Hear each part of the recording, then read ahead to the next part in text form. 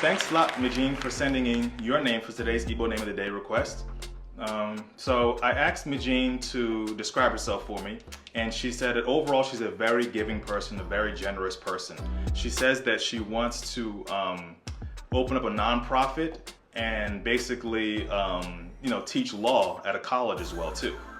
And she overall just wants to manifest prosperity and goodness into the lives of her friends and her family. So she's really giving with her talents.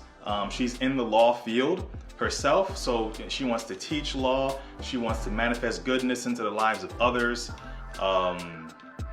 Just be a very philanthropic person. So I was thinking about the perfect Igbo name for her, right? And since she's so giving, I'm gonna give her the name Chinyere. Come on, say that name with me. Chinyere. Good. All right, so you ready to